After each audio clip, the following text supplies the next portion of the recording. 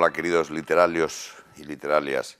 Estamos en una nueva edición de Leeros a Libros para hablaros de la historia como fuente de creación literaria. Y viceversa. Hoy vamos a estudiar la relación que existe entre historia y literatura. Y para eso tenemos a un historiador, Ignacio Merino, encantado de conocerle. Y Igualmente. tenemos a Gonzalo Escarpa. ¿Cuál es el libro que has elegido entre tu vasta biblioteca? Pues he elegido varios porque hay muchas formas de abordar la historia. Por ejemplo, como crónica, como algo que no es estrictamente literario, y entonces he traído El mundo de los válidos de Eliot, un gran historiador. Hay una historia impregnada, como por ejemplo la que hizo Churchill de la Segunda Guerra Mundial, y luego hay novela histórica, porque este historiador también es novelista. Efectivamente.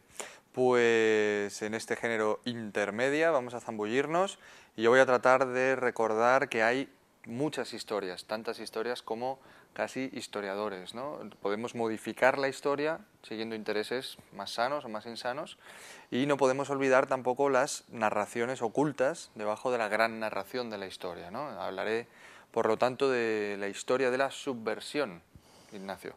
Ardo en deseos de escucharte. Pues vamos allá. La gran historia está formada de pequeñas historias y muchas de ellas son a menudo escamoteadas. La editorial Literatura Gris colabora a ofrecernos otra imagen de la realidad a través del movimiento Luder-Blizzit, que hoy día ha desaparecido y se llama Wuming, los sin nombre. Ellos son los artífices, por ejemplo, del ataque psíquico contra Karol Wojtyła o de la huelga de arte. Conozcamos su historia. Para contar la historia se puede hacer desde la crónica rigurosa como este libro de John Eliot, de la editorial Taurus, o bien desde la novela absolutamente documentada como Pierre Druyer La Rochelle o El aciago seductor de Enrique López Viejo, publicado por Melusina. Y tú te preguntarás cómo empezó a ser la historia un género literario. Me lo pregunto casi cada día, Ignacio. Voy a intentar contestarte, Gonzalo, porque te veo un poco nervioso con esta historia, ¿no? Lo estoy. Pues mira, fue cuando los griegos empezaron a contar sus historias y resulta que lo hacían en un lenguaje tan bueno que empezó a considerarse literatura. Lo que no quiere decir que la historia siempre haya sido literatura, sino que es el relato de unos hechos, que está en el mismísimo principio de la civilización. Tú sabes que perfectamente que así empezó la literatura, con Aedos, con todos... Sí, es curioso porque hay una vieja leyenda oriental que dice que Adán hablaba en verso en el paraíso y eso probablemente justifique que, como tú sabes, las primeras obras literarias estaban escritas en verso, ¿no? A día de hoy no nos acordamos. Sí, y esa extraña tendencia a hablar en verso, porque no me digas que no es una Bueno, cosa rara. en mi opinión es una razón mnemotécnica, ¿no? Es mucho más sencillo recordar algo que rima, por ejemplo, ¿no? La rima siempre ayuda a reconocer un texto. Si piensas en recitar el Cid, ¿no? Todo entero, es mucho más sencillo ir apoyándose en patrones acentuales y en rimas. Es un poco lo que pasa con los refranes, por ejemplo, que suelen rimar de manera que no lo olvidamos, ¿no? Y aquí estamos hablando de la historia popular, de la que se hacía para que aprendieran las masas, digamos. Pero luego empezó la tradición intelectual para educar a los niños, en este caso de las clases privilegiadas, se supone, y para los propios, para el futuro. Y es toda la gran tradición de Hesíodo, Polibio, Tucídides y el pelmazo de Jenofonte, cuando hace Anábasis la famosa expedición de los 10.000. Y digo pelmazo porque era un poco insoportable y como alumno de Sócrates la verdad es que no brilló mucho.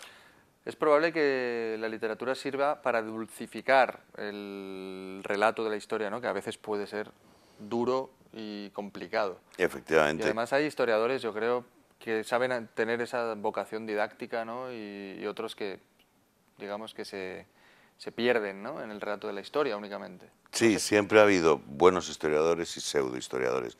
Y yo creo que tiene mucho que ver también el estilo, es decir, el saber escribir o no saber escribir bien, ¿no? Entonces ocurrió, pues con Polibio frente a Heródoto, no tiene casi comparación. En la actualidad tienes, por ejemplo, en el ámbito español, grandes hispanistas que escriben bien, pues como Paul Preston, Eliot, Kramer, hay gente estupenda. Es curioso cómo siempre han venido de fuera a contarnos nuestra historia, ¿verdad? La figura del hispanista siempre me ha llamado la atención. Sí, aquí pues porque en parte porque en la época franquista no se podía investigar y en parte por el esnovismo, bueno, por la ignorancia española, porque se cortó mucho la tradición antes de la guerra, en la generación del 14 había grandes historiadores, pero después de la guerra se quedaron muy pocos porque y los buenos estaban en el exilio. Entonces los hispanistas podían entrar, pero gracias a ese subterfugio también vino mucho pseudo historiador, que ahora están en Enrique Amen por ejemplo, pues es un señor que dice unas barbaridades, o en casa, el Manuel Fernández Álvarez, también es otro señor que me parece que tienen grandes agujeros y que en su aproximación a la historia y que además se permiten el lujo de juzgar y de decir cosas desde la mentalidad de hoy, juzgar pues a Felipe II, por ejemplo, con la mentalidad de hoy, que claro, eso es un error craso, ¿no? Hay otro error, que es el de sesgar completamente la información. Por eso me gusta a mí tanto Historia de un incendio, de Servando Rocha, que lleva un subtítulo muy claro: Arte y revolución en los tiempos salvajes de la Comuna de París al advenimiento del punk. Lo que hace es un libro bastante nutrido, con la historia de todo este siglo que hemos vivido, donde nos cuenta grandes movimientos sociales que no suelen aparecer en los libros de historia normales. Así que te lo regalo. Te lo agradezco muchísimo, Gonzalo, me apasiona, de verdad. Y es que es muy difícil interpretar la historia, pero no imposible. Y en ese sentido, de los buenos historiadores actuales, pues yo estoy completamente en la tradición de la historiografía liberal, que además este país tiene una pues, muy buenos representantes. Yo he traído alguno, como por ejemplo Marichal, en El secreto de España, que es este libro. En Taurus están publicando muchas cosas de estas, ¿no? Juan Marichal, que es estupendo.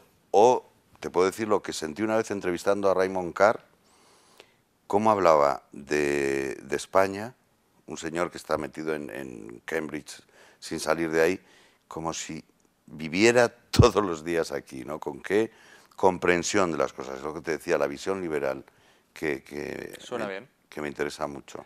A mí me interesa, más allá de la propia historia, la acción, cómo se puede intervenir la realidad de una manera histórica que cambie el futuro, que intervenga el futuro, ¿no? De eso se ocupa Luder Blissett, que es un nombre común. Luder Blissett en realidad pertenece a todos, es un nombre que podemos coger, ellos lo llaman condividuo, más que individuo, y se dedica a realizar actos de terrorismo poético. Este libro se llama Pánico en las redes y es muy recomendable. Lo edita Literatura Gris y cuentan pues todas sus hazañas, ¿no? Cómo han ido engañando a Mondadori para colarle autores falsos, por ejemplo, y acabando con ese mundo intelectual que en el fondo está falseado, ¿no? Como lo que tú comentas de los pseudohistoriadores. O del canon de aquel programa que hicimos ya hace tiempo. Pues contra la mentira y contra el falseamiento de la historia estaremos y estamos siempre, sí o sí. Perfectamente. Hasta el próximo capítulo.